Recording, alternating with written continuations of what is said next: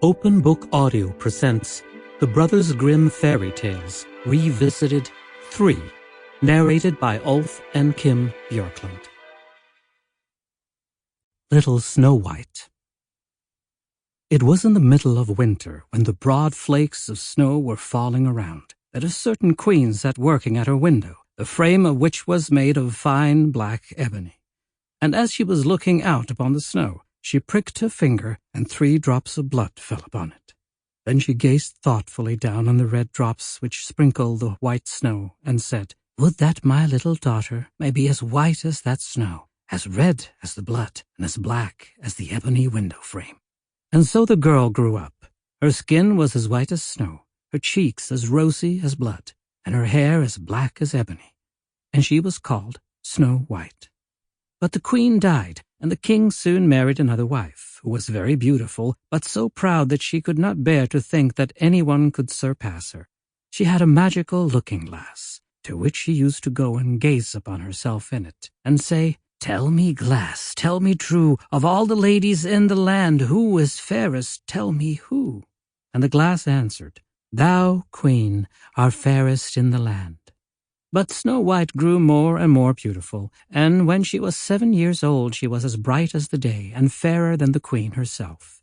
Then the glass one day answered Queen, when she went to consult it as usual, "Thou, queen, mayest fair and beauteous be, but Snow White is lovelier far than thee."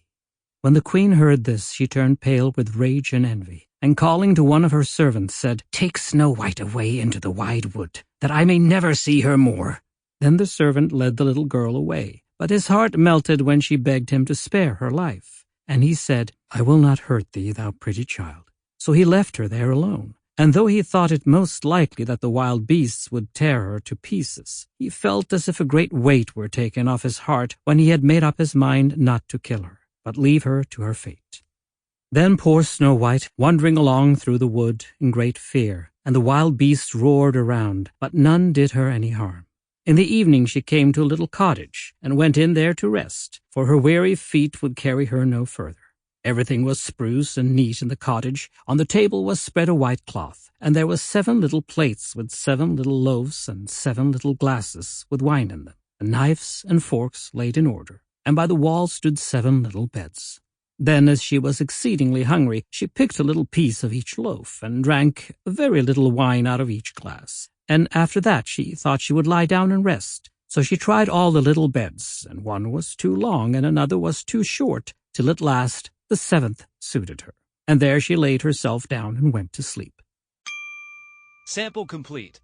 Ready to continue?